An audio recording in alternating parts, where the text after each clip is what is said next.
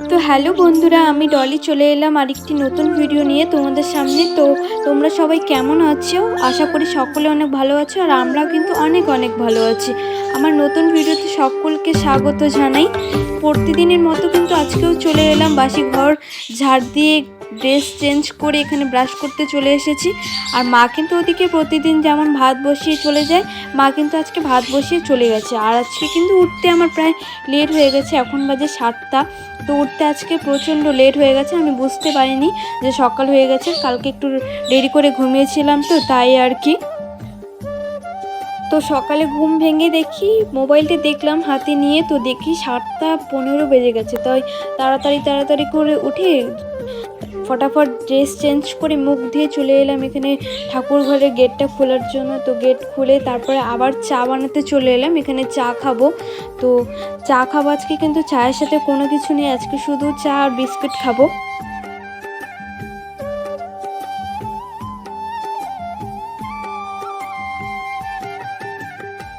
তো বন্ধুরা দেখো, একটু বাইরে চলে এলাম চা খাওয়ার পর। ভাবছি যে একটু বাইরে গিয়ে দেখি কেমন কুয়াশা পড়ছে। আর আমি কিন্তু মাথায় টুপিটা দিয়ে নিয়েছি, কারণ কুয়াশা যদি পড়ে তাই।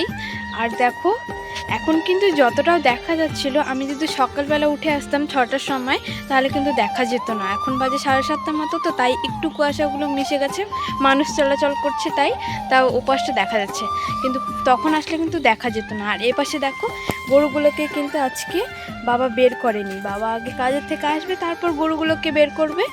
তো আর কি, আর এখন বাড়ি যাব, বাড়ি গিয়ে ওকে ডাকবো, ওকে খাওয়া দেবো।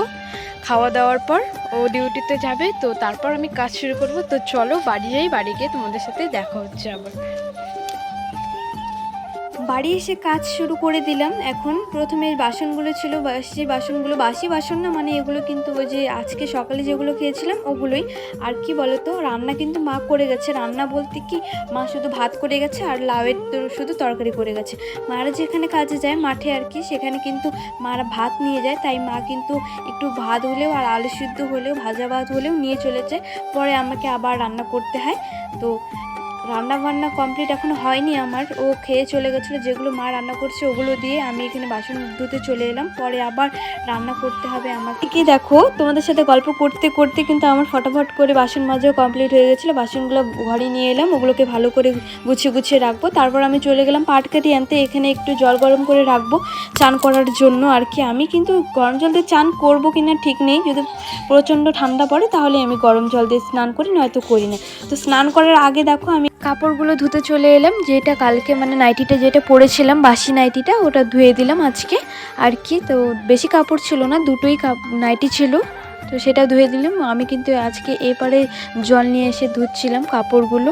তো কাপড়গুলো মেলে দিয়ে এসে স্নান করার আগে একটু আলু কেটে রেখেছিলাম রান্না করার জন্য। স্নান করে যেহেতু রান্না করব আর কি, তো আমি কিন্তু আজকে কলপারে এসে ধুচ্ছিলাম 2-3 বার করে ভালো করে।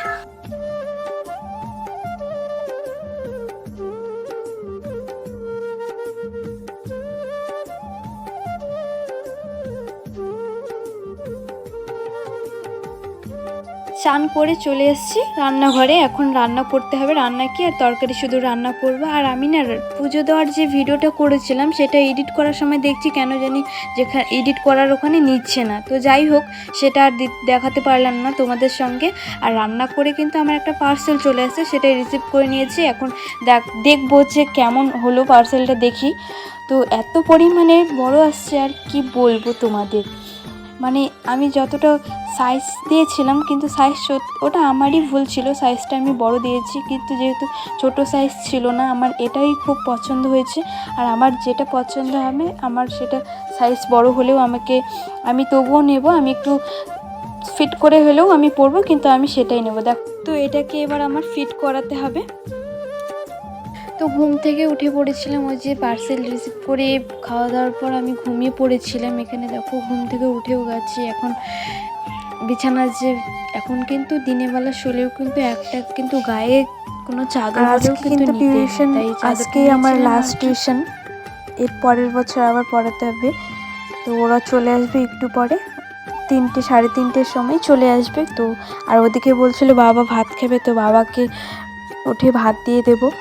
তো ভিডিওটা আজকে এখানেই শেষ করলাম। ভিডিওটা আজকে এই অবধি। তো ততক্ষণে সবাই অনেক অনেক ভালো থেকো, সুস্থ থেকো। ফিরে আসছে আবার নতুন নতুন ভিডিও নিয়ে তোমাদের সামনে।